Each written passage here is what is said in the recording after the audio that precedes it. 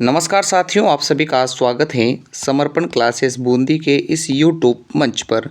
BSTC के लिए हम शिक्षण अभिरुचि पढ़ रहे थे और उसमें हमने सृजनात्मकता शिक्षण अधिगम को कंप्लीट कर लिया है।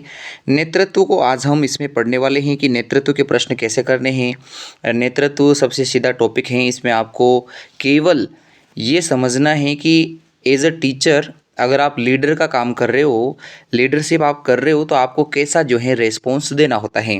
तो सबसे पहले तो हमें एक चीज़ समझनी है कि नेतृत्व नेता होना कहते किसे हैं। तो देखो, इसकी परिभाषा हम बिल्कुल सिंपल सी परिभाषा लिखते हैं कि किसी व्यक्ति का वह गुण, किसी व्यक्ति का वह गुण, किसी व्यक्ति का वह गुण जिसके कारण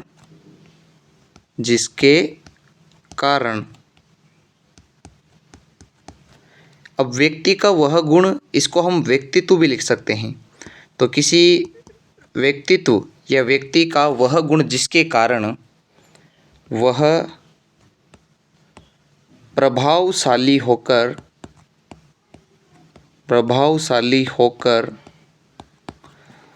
समूह का मार्गदर्शन करता है, समूह का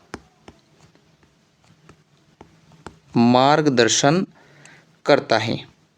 तो एक पर्सनालिटी का वह इफ़ेक्ट, किसी भी पर्सनालिटी, किसी व्यक्ति का वह इफ़ेक्ट जिसके कारण वह इफ़ेक्टिव बन जाता है आपके लिए, और आप जो समूह में एक सदस्य के रूप में हैं, उस व्यक्ति का मार्गदर्शन चाहते हो अपने ज़िंदगी में। तो हमारे लिए नेतृत्व की परिभाषा ये होती है कि किसी भी व्यक्तित्व का या व्यक्ति का ऐसा गुण जिसके कारण उस व्यक्ति का आपके ऊपर प्रभाव पड़ेगा और आप समूह के सदस्य होने के नाते अपना मार्गदर्शक उसी व्यक्ति को मानते हो। तो यानी कि नेता अपने समूह का मार्गदर्शक करने वाला व्यक्ति होता है और वो अपने प्रभाव से सभी सदस्यों को जो हैं उनके हृदयों को जीत कर जो है नेता बना रहता है। तो नेता मार्गदर्शक है एक प्रकार से, उसका खुद एक व्यक्तित्व होता है और वो व्यक्तित्व बहुत ही प्रभावशाली होता है। यह प्रश्न आपको याद रखना है। तो यहाँ तक कि नेतृत्व की बात तो हमने कर ली है। दूसरी बात कि जो नेता होता है वह नेता, चूँकि विद्यालय के संदर्भ में हम बात कर रहे हैं, किसके संदर्भ में बात कर रहे हैं? विद्यालय के संदर्भ में। तो यदि आपसे पूछे कि विद्यालय का नेता बताइए कौन होता है, देखो विद्यालय का नेता वही होगा जो विद्यालय को संभाल रहा है। तो विद्यालय का नेता होता है प्रधानाचार्य या प्रधानाध्यापक। तो हमारे लिए सीधा सा प्रश्न आ जाता है कि विद्यालय का नेता कौन, तो हमें सीधा सा उत्तर देना है विद्यालय का नेता है प्रधानाचार्य। फिर बात करें कि बताइए कक्षा का नेता कौन होता है, कक्षा का नेता कौन होगा या कक्षा का नेता होता कौन है। तो इसका भी सिंपल सा उत्तर है, कक्षा का नेता होगा मॉनिटर। कौन होगा? मॉनिटर। आपको शिक्षक नहीं लगाना है। क्यों? क्योंकि मॉनिटर को हिंदी में कहते हैं कक्षा नायक। तो सिंपल सी बात है, कक्षा का नायक मॉनिटर ही कक्षा का नेता होता है। तो यहाँ तक की बात तो आपको समझ में आ गई होगी। वापस एक बार बात कर लेते हैं। किसी भी व्यक्ति के व्यक्तित्व का वह गुण जिसके कारण वह प्रभावशाली होकर समूह का मार्गदर्शन करता है, तो यह गुण नेतृत्व कहलाता है। और विद्यालय का नेता होता है प्रधानाचार्य, कक्षा का नेता होता है मॉनिटर। तो ये दोनों चीज़ें आपने समझ ली होगी कि कौन कहाँ का नेतृत्व करने वाला होता है। अब बात करें कि कक्षा नायक किसे चुना जाए, यानी मॉनिटर चुनने के लिए क्या क्या क्वालिटी देखी जाती हैं। अगर आप शिक्षक होने के नाते अपनी क्लास में एक मॉनिटर का चुनाव कर रहे हैं, तो आप किस बच्चे को या बच्ची को जो हैं वहाँ का मॉनिटर नियुक्त करेंगे। देखिए, जब भी मॉनिटर का प्रश्न आ जाए तो सबसे पहली बात होती है कि वह बालक बुद्धिमान होना ज़रूरी है, क्योंकि बुद्धिमान अगर नहीं है बालक तो फिर जो है कि क्लास का जो माहौल है वो अच्छा नहीं रहेगा। तो एक बात तो ये है कि मॉनिटर का पहला गुण है बुद्धिमान होना, और दूसरा गुण है होशियार होना, बोले तो चालाक होना, कि जो समझदारी समय अनुरूप अपना दिमाग लगाए और होशियारी दिखाएं, होशियारी से पूरी कक्षा को संभाल लेवें।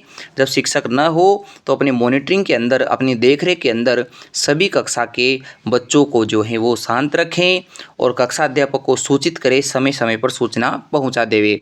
तो अगर मॉनिटर से संबंधित कोई भी प्रश्न आता है तो हमें याद रखना है कि मॉनिटर बुद्धिमान और होशियारी वाले बच्चे को, जिस वो होशियार बच्चा है उसको जो है नियुक्त किया जाता है। तो हमने मॉनिटर, कक्षा नेता और विद्यालय का नेता कौन होगा, इससे संबंधित बातें जान ली हैं। अब बात करते हैं कुछ ऐसी गतिविधियां जो नेतृत्व को बढ़ाने वाली होती हैं, यानी ऐसी कौन कौन सी चीज़ें होती है विद्यालय स्तर पर, यानी कि शिक्षण और शिक्षार्थी के स्तर पर, जो उनको मॉनिटरिंग की तरफ यानी कि नेतृत्व की तरफ लेके जाती हैं। देखो, आपने नाम सुना होगा एनसीसी, नेशनल कैडेट कोर। तो एनसीसी नेतृत्व गुण का विकास करती हैं। फिर होता है भाषण देना। क्लास में भाषण देना जो है वह अच्छे नेतृत्व का, अच्छे संप्रेषण का गुण होता है। जो बच्चा जो है भाषण देने में एक्टिव है, जो रोल प्ले करता है, रोल प्ले मतलब किसी कैरेक्टर को निभा रहा है, रोल प्ले कर रहा है, ऐसे बच्चे भी जो हैं नेतृत्व कर पाते हैं। दूसरी बात, स्कूल में वे बच्चे जो संयुक्त परिवार से आते हैं उनमें भी यह नेतृत्व का गुण अच्छे से देखने को मिलेगा। तो संयुक्त परिवार अच्छे सामाजिक विकास के साथ साथ नेतृत्व की क्षमता का विकास करने के लिए भी एक महत्वपूर्ण जिम्मेदारी उठाता है। तो एनसीसी हो गया, भाषण हो गया, रोल प्ले हो गया, संयुक्त परिवार हो गया, साथ ही में बाल सभाओं का जो आयोजन होता है, बाल सभाएं, वो बाल सभाओं का आयोजन क्यों करवाते हैं, क्योंकि बच्चे को बोलना या बच्चों को जो है एक दूसरे को, पूरे अपने ग्रुप को आगे लेकर चलने के लिए वो ज़रूरी हैं। इसके अलावा वाद विवाद प्रतियोगिताएं भी होती हैं। कक्षा के दौरान जब बच्चों से वाद विवाद प्रतियोगिता करवाई जाती हैं तो वाद विवाद से भी जो है काफ़ी कुछ सीखने को मिलता है, लीडरशिप वो जो है सीखते हैं। साथ ही में खेल का मैदान, देखो खेल का मैदान जो है वो भी बहुत ज़रूरी है। खेल के मैदान के दौरान जो है 2-3 प्रकार की चीज़ें बालक सीखता है।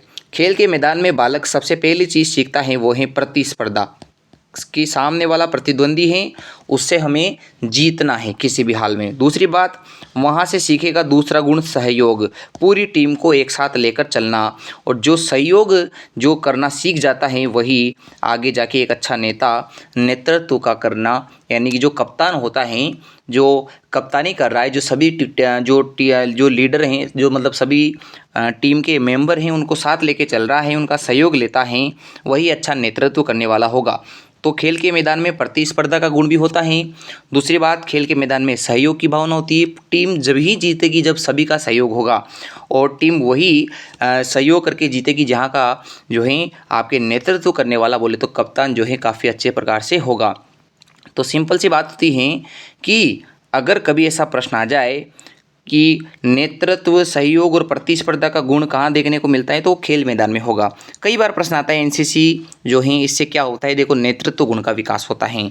भाषण देने, रोल प्ले करने, संयुक्त परिवार में रहने, बाल सभाओं में भाग लेने, वाद विवाद प्रतियोगिताओं में भाग लेने, खेल मैदान में, इनमें नेतृत्व गुणों का विकास होता है। तो अगर प्रश्न आ जाए कभी कि नेतृत्व गुण का सर्वाधिक विकास कहाँ होता है, तो वो विद्यालय स्तर पर होता है। कहाँ होता है? विद्यालय स्तर पर होता है। विभिन्न बालकों में से जो है अच्छे प्रकार से नेतृत्व करना जो है व्यक्ति सीख जाता है। तो ये हमने विद्यालय स्तर पर कैसे जो है मॉनिटरिंग होगी, नेता कैसे काम संभालेगा, ये हमने बात की है। तो यहाँ तक की बात तो आपको समझ में आ गई होगी। अब आ जाते हैं नेतृत्व के प्रकार के ऊपर कि नेतृत्व कितने प्रकार का होता है। आपको मैं केवल यहाँ अभी जब फाइनल टाइम पे आप सीख रहे हो तो आपको ज़्यादा यहाँ पर लिखने का काम नहीं होना चाहिए। देखो हमारा मौका जो है एक मौका है, इस मौके को हमें अच्छे से भुनाना है, तो हमें इसके लिए तैयार होना है और इसमें हमें ये सीखना है कि अगर नेतृत्व का प्रश्न आ जाए तो वो गलत ना हो।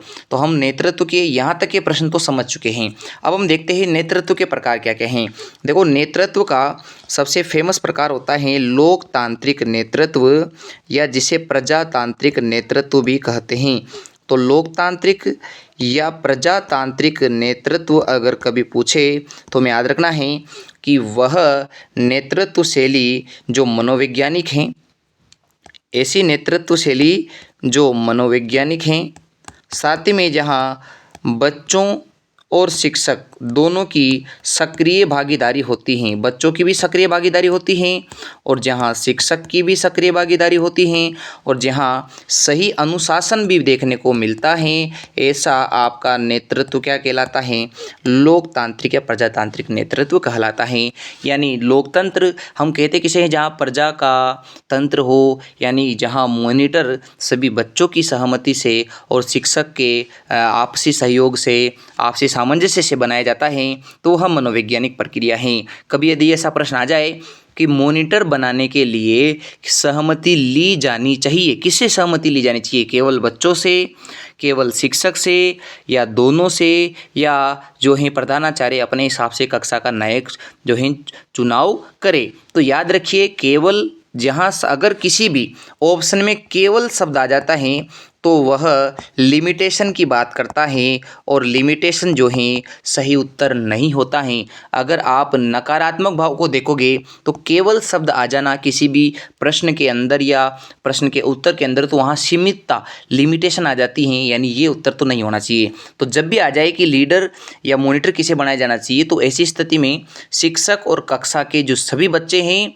वो अपना बहुमत देवें, तब जाकर बनाना चाहिए। तो ये भी प्रश्न आ जाता है। तो लोकतांत्रिक या प्रजातांत्रिक नेतृत्व वो होता है जहाँ मनोवैज्ञानिक रूप से सक्रिय बच्चों को रखकर, शिक्षक की भी सक्रिय भूमिका रखकर अनुशासित माहौल में नेतृत्व किया जाए, तो वो तो है आपका लोकतांत्रिक नेतृत्व। इसका अपोजिट होता है निरंकुश नेतृत्व। कौन सा होता है? निरंकुश नेतृत्व। और ये होता है दमनकारी नेतृत्व। कौन सा होता है? दमनकारी। यानी कि जैसा मैंने आपसे कहा कि अगर केवल शिक्षक चुनाव करे कि मॉनिटर किसे बनाया जाना चाहिए, या केवल प्रधानाचार्य चुनाव करे, तो वो होगा दमनकारी नेतृत्व। क्योंकि विद्यालय अगर जैसे कक्षा का नायक बनाया जा रहा है और अगर वहाँ बच्चों की सहमति नहीं है कि भाई हाँ हम इसे अपना जो है नेता स्वीकार कर रहे हैं, तो अगर उनकी स्वीकार्यता नहीं होगी तो फिर जो है वहाँ नेतृत्व भी अच्छा नहीं माना जाएगा। अगर मान लो क्लास में 20 बच्चे हैं, 20 में से 18 बच्चे किसी बच्चे के विरुद्ध में हैं कि इन दो में से हम इस बच्चे को तो नहीं बढ़ने देंगे, तो और शिक्षक उनमें से ही किसी उस बच्चे को बना दे जिसको बच्चे पसंद नहीं कर रहे हैं, तो फिर ऐसा निरंकुशवादी या दमनकारी नेतृत्व कहलाएगा। कारण इसका परिणाम क्या होगा? सभी बच्चे जो हैं उसमें विश्वास नहीं करते जिसको चुना गया है मॉनिटर के रूप में। तो निरंकुशवादी या दमनकारी नेतृत्व में जनता का विश्वास जो है व्यक्ति खो देता है, यानी यहाँ विश्वास नहीं होता है। साथ ही में यहाँ इच्छाओं को दबाया जाता है। दमनकारी नीतियाँ अपनाई जाती हैं कि जहाँ बच्चों की इच्छा के विरुद्ध कार्य करके जो है नेतृत्व किया जा रहा है। तो दो प्रकार के आपको याद रखना है नेतृत्व। मुख्य रूप से दो ही प्रकार है, होने में तो फिर 8-10 प्रकार होते हैं, पर हमें उन पे ध्यान नहीं देना है। अभी आपको बस इतना ध्यान देना है कि लोकतांत्रिक में प्रत्येक बच्चे की इच्छा का सम्मान किया जाता है और वो ये मनोवैज्ञानिक रूप से होता है और यहाँ अनुशासन जो है रखा जाता है। बच्चे और शिक्षक दोनों सक्रिय होते हैं। दमनकारी में क्या होता है? निरंकुशवादी में कि बच्चों का उस पर विश्वास नहीं होता है और इच्छाओं को दमन करने वाला नेतृत्व होता है। तो ये जो है आदर्श नेतृत्व की भावना में नहीं आता है। आदर्श जो होता है वह लोकतांत्रिक होना चाहिए। तो हमारे पास नेतृत्व के दो मुख्य प्रकार हैं जो हमने समझ लिए हैं कि सभी को साथ लेके चल रहे हैं, समूह में विश्वास है तो लोकतांत्रिक, और सभी का साथ नहीं है, केवल अपनी इच्छाओं की पूर्ति के लिए नेतृत्व किया जा रहा है, तो निरंकुशवादी दमनकारी नेतृत्व होता है। तो ये तो हो गया कि नेतृत्व का प्रकार क्या है। अब आ जाते हैं हम इस मुद्दे पर कि एक जो अच्छा नेता होता है या एक अच्छा नेतृत्व होता है, इसके क्या क्या गुण हैं। अगर किसी को हम नेता स्वीकार कर रहे हैं तो उसमें क्या क्या गुण होना चाहिए। तो नंबर 1 आता है आपके यहाँ, वो है प्रभावशीलता का गुण। तो अगर आप किसी नेता का चुनाव करते हैं तो आप इसलिए चुनाव करते हैं क्योंकि आप उस नेता से प्रभावित होते हो। अगर हम किसी से अच्छे से प्रभावित होते हैं तो हम उसको फॉलो करते हैं। यानी नेतृत्व के लिए एक शब्द अगर आपसे पूछे कि नेतृत्व की जगह दूसरा कौन सा शब्द आप काम में ले सकते हो, तो वो है प्रभुत्व अनुगमन। तो यहाँ इसका मतलब ये होगा कि अगर आप किसी से प्रभावित होते हैं, अगर आपके ऊपर किसी का प्रभाव पड़ रहा है तो आप उसका अनुगमन करोगे, आप उसको फॉलो करोगे। तो हम फॉलो भी तभी करते हैं किसी को, अनुगमन हम तभी करते हैं जब हमारे ऊपर किसी का प्रभाव पड़े। तो यदि कभी प्रश्न आ जाए कि नेतृत्व के लिए कौन सा शब्द सबसे ज़्यादा उपयोगी रहेगा, तो वो है प्रभुत्व अनुगमन। कौन सा शब्द है? प्रभुत्व अनुगमन। और यहाँ जो गुण होता है वो है प्रभावशीलता, यानी एक नेता प्रभावशाली होना ज़रूरी है। दूसरी बात, एक नेता बहिर्मुखी होना भी ज़रूरी है। अब ये बहिर्मुखी क्या होता है? देखिए, व्यक्तित्व मुख्य रूप से दो प्रकार के होते हैं। एक होता है अंतर्मुखी और एक होता है बहिर्मुखी। अंतर्मुखी बालक या अंतर्मुखी उसे कहते हैं जो अपने कमरे में बंद रहता है, जिसे समाज में घुलना मिलना पसंद नहीं है, जो ज़्यादा हंसी मजाक नहीं करते हैं, अपने ही कार्यों तक सीमित रहते हैं, पुस्तकें पढ़ना जिनको पसंद हैं, जो एकल खेल खेलते हैं, जिनको पार्टनर या सामने ज़्यादा व्यक्तियों की ज़रूरत नहीं पड़ती हैं, और जो शर्मीले स्वभाव के होते हैं वो हैं अंतर्मुखी। जबकि अगर कोई नेता है, चाहे वो मॉनिटर हो, चाहे शिक्षक हो, चाहे प्रधानाचार्य हो, तो वो हमेशा बहिर्मुखी होना ज़रूरी है। कारण ये है कि वो समाज में घुलने मिलने वाला, समाज मतलब जो विद्यालय है उसमें सभी से अच्छे प्रकार से घुल मिल सके, लोगों से सहयोग ले सके, उनसे अपना जो है सहयोग जो है लेकर समूह को आगे बढ़ा सके, कक्षा में जो है विश्वास जीत सके कि मैं आपके लिए कार्य कर रहा हूँ, वो है बहिर्मुखी व्यक्तित्व। तो बहिर्मुखी होना भी ज़रूरी है। फिर तीसरा जो गुण है वो है दूरदर्शिता। क्या होना चाहिए? दूरदर्शिता। अब ये दूरदर्शिता क्या है?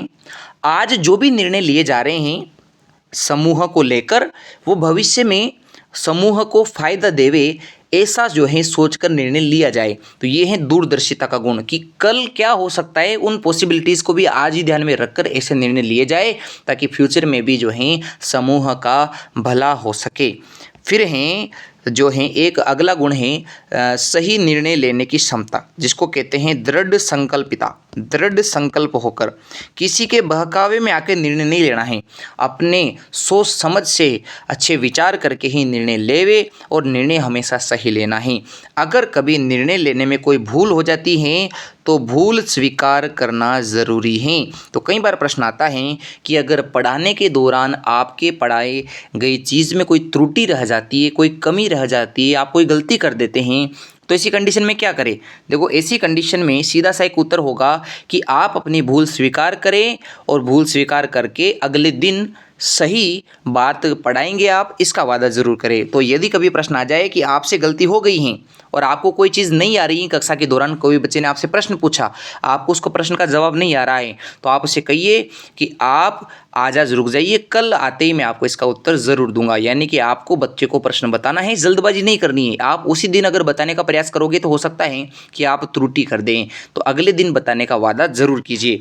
और जब भी गलती हो जाए भूल स्वीकार करें।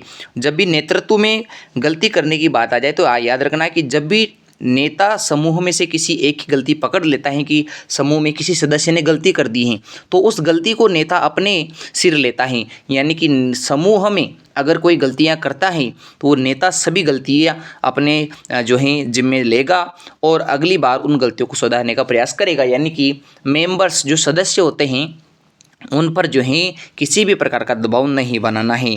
अगला जो गुण है नेता का वो है सकारात्मक दृष्टिकोण, कि कुछ भी हो जाए, कैसी भी परिस्थितियां हो, हमें हमेशा पॉजिटिव रहना है, अच्छा माइंडसेट रखना है। सकारात्मक दृष्टिकोण का मतलब होता है सकारात्मक अभिवृत्ति, और शिक्षण अभिरुचि के अंदर ये ज़रूरी है। अगर आप अपनी पढ़ी गई चीज़ पर कायम हैं, उस पर विश्वास कर रहे हैं, सकारात्मकता रख रहे हैं, पॉजिटिविटी रख रहे हैं, तो आप बहुत आगे तक जाओगे। इसका मतलब हमें अच्छा नज़रिया रखना ज़रूरी है। देखो, अभिवृत्ति दो प्रकार की होती है। अभिवृत्ति का मतलब किसी को स्वीकारना या नहीं स्वीकारना। आप किसी को पसंद करते हैं, आपकी अभिवृत्ति है। आप पसंद नहीं भी करोगे, वो भी आपकी अभिवृत्ति है। यानी कि अभिवृत्ति सकारात्मक भी हो सकती है, नकारात्मक भी हो सकती है, परंतु अभिवृत्ति के लिए आपको केवल सकारात्मक ही रहना है। फिर अगला गुण है सहानुभूति। अब ये सहानुभूति क्या है? देखो, जो भी कक्षा के या समूह के सदस्य होते हैं उनको डांटना नहीं है, उनको सहानुभूति देना है कि अगर कोई काम गलत हो गया, छोटी मोटी मिस्टेक हो जाती हैं तो उसमें सुधार किया जाएगा, उसको उसके लिए बैठा नहीं रहना है। फिर अगला है समूह गत्यात्मकता। अगला शब्द कौन सा है? समूह गत्यात्मकता। अभी समूह गत्यात्मकता क्या है? समूह ऐसा नहीं हो कि एक तरफा चले, पूरे समूह के सभी मेंबर को एक्टिव रखा जाए तो वो समूह ज़्यादा प्रभावशाली है। अगर कक्षा का माहौल होने की बात आ जाए तो वो हमेशा होना चाहिए समूह गत्यात्मक। इसका मतलब कि कक्षा के सभी बच्चे जो हैं मॉनिटर शिक्षक सहित सभी एक्टिव रहें। मैंने आपको कहा भी था कि लोकतांत्रिक माहौल में बच्चे भी सक्रिय होना चाहिए, शिक्षक भी सक्रिय होना चाहिए। तो ये है समूह गत्यात्मकता। समूह सक्रिय रहे, वो निष्क्रिय न हो जाए। एक तो नेता तो सक्रिय रहे और उसके प्रजा या उसके समूह वाले निष्क्रिय हो जाए तो ये काम भी नहीं चलता है। फिर अगला है अच्छा संप्रेषणकर्ता।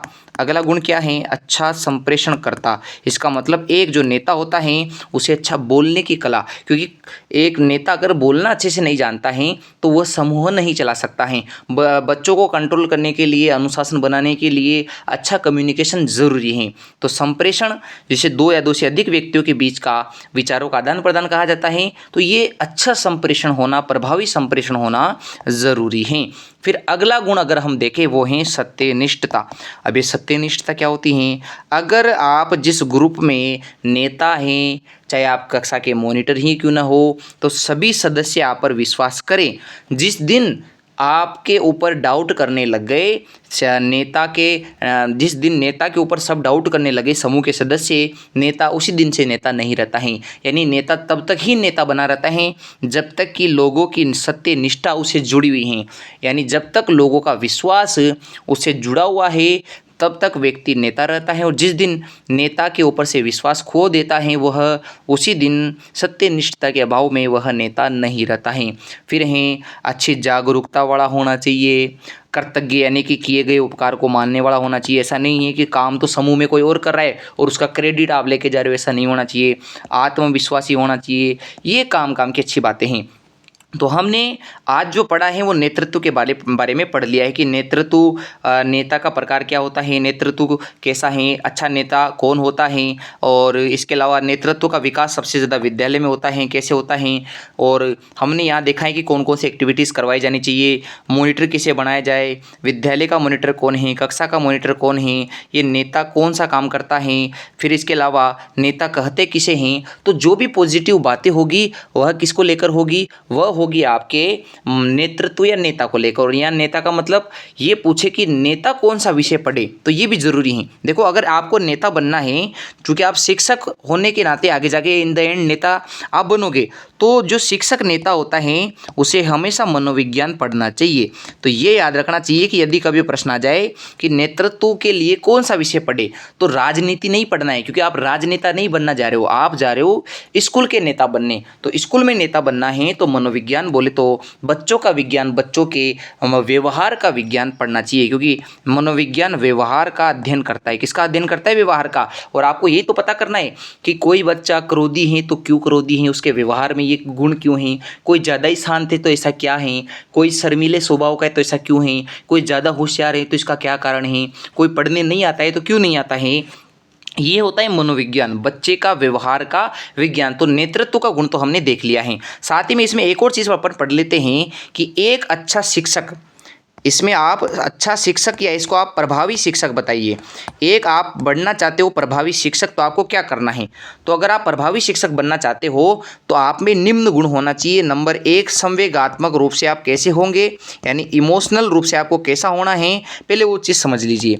तो आप नंबर 1 अगर प्रभावी शिक्षक बनना चाहते हैं, आदर्श शिक्षक, अच्छा शिक्षक बनना चाहते हैं, तो आप में इमोशनल रूप से कौन कौन से गुण होना चाहिए? नंबर 1, आप होना चाहिए निष्पक्ष, यानी कि जब तक दोनों पक्ष नहीं सुनते हो तब तक अपना फैसला नहीं देते हो। दोनों पक्षों को बराबर रख के, यानी दोनों व्यक्तियों को बराबर सम्मान देकर रखते हो। क्लास में किसी के साथ भी भेदभाव नहीं करोगे, तो निष्पक्षता पहला गुण होता है। अगर आप पहले ही किसी एक के पक्ष में हो जाओगे तो दूसरे को जो है कभी भी न्याय नहीं मिलेगा।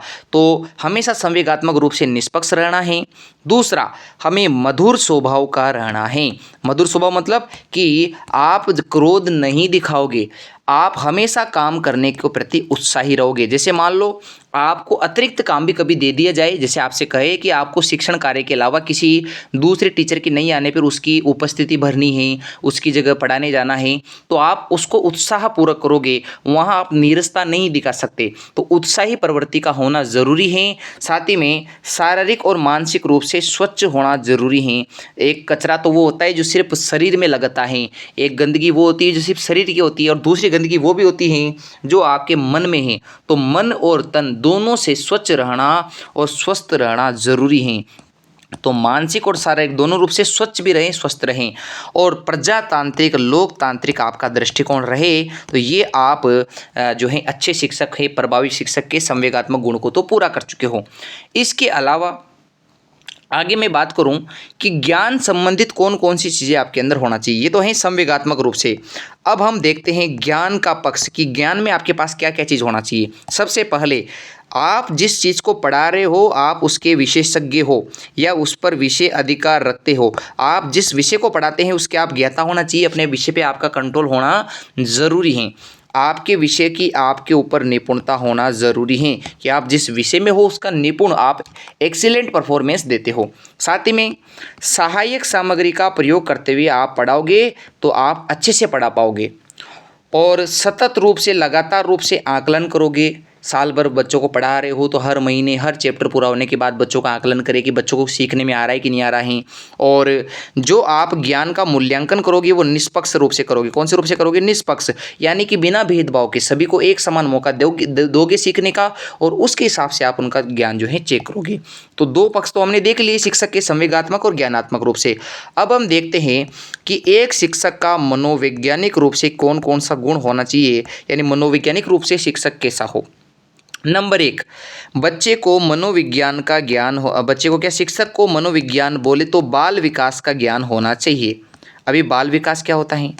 देखो, बाल विकास का मतलब ये है कि बच्चा गर्भ से लेकर जब तक किशोर होता है, क्योंकि वो किशोर 18 साल तक है, आपके पास स्कूल में पढ़ेगा, तो गर्भ से लेकर किशोर तक बच्चा कैसा कैसा व्यवहार करता है उसके व्यवहार की आपको नॉलेज होना चाहिए। यानी बच्चे का आपको व्यवहार अगर पता है कि किस अवस्था में किस उम्र में वो कैसा व्यवहार करता है और क्यों करता है, अगर वो ऐसा व्यवहार कर रहा है तो उसके क्या क्या कारण हैं, इन सभी का आपको पता होना चाहिए। तो जब भी बालक कोई भी ऐसा कार्य करे जो उसे नहीं करना चाहिए, जैसे क्रोध करना, लेट आना, किसी के ऊपर जो है कोई पत्थर फेंक रहा है, कोई चोरी चकारी कर रहा है, तो उसका कारण देखा जाता है कि बालक ऐसा क्यों कर रहा है, कि ये कारण क्यों देख रहे हैं, क्योंकि उसका व्यवहार ऐसा क्यों है, वो उसकी वर्तमान परिस्थितियों पर ही डिपेंड करता है। तो व्यवहार कारणों का पता लगाने के लिए हमें मनोवैज्ञानिक रूप से बाल विकास को पढ़ना पड़ेगा। बाल विकास मतलब बच्चे को सीखना है। साथ में बच्चे को बीच बीच में अभिप्रेरणा देनी है, यानी कि उनको मोटिवेशन देनी है, चाहे आंतरिक रूप से चाहे बाह्य रूप से। तो बच्चा अभिप्रेरित आप बच्चे को करेंगे, अभिप्रेरणा दोगे। फिर हैं बाल केंद्रित शिक्षा दोगे, यानी कि शिक्षा का मेन जो स्वरूप है वो बच्चे हैं, यानी बच्चों को ध्यान में रखकर शिक्षा दी जाएगी। ऐसा नहीं है कि आप अपनी मर्जी से कुछ भी जो है पढ़ाने लगे। बच्चों को पढ़ाना है तो बाल केंद्रित यानी छात्र केंद्रित शिक्षा को ही अपनाना पड़ेगा। और फिर हैं उनकी रुचियों का विकास करोगे, यानी सीखने में उनकी रुचि नहीं है तो आपको रुचि पैदा करनी है, और उनकी मूल प्रवृत्तियाँ यानी उनके सीखने की इच्छा, खेलने कूदने की इच्छा, उनको दबाना नहीं है, उनका भी विकास करना है। तो मूल प्रवृत्तियाँ भी जो हैं उनको जो है अच्छे प्रकार से सिखाना है। तो ये शिक्षक के 3 गुण तो हो चुके हैं। शिक्षक का अगला गुण है वो है आपके शारीरिक रूप से क्या होना चाहिए। तो देखो, शारीरिक रूप से शिक्षक होना चाहिए स्वस्थ होना चाहिए। नंबर 1 गुण तो क्या हो गया? स्वस्थ।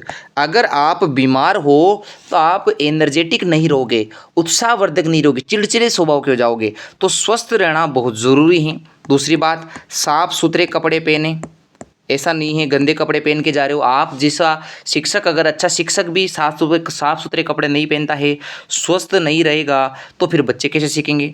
दूसरी बात, आप जो वेशभूषा रखोगे उसमें सादगी रखोगे। ऐसे भी कोई फैशनेबल कपड़े नहीं पहने हैं। शिक्षक साधारण होता है वेशभूषा में, तो शिक्षक की वेशभूषा सादगी भरी साधारण होगी। हालांकि शिक्षक कभी भी साधारण नहीं होता, चरित्र से साधारण नहीं है, वो केवल सादगी भरा उसका जो है पहनावा होता है। तो पहनावा सादगी भरा होना चाहिए, साफ सुथरे कपड़े होना चाहिए, स्वस्थ होना चाहिए। ये तो उसके हो गए सामान्य बातें।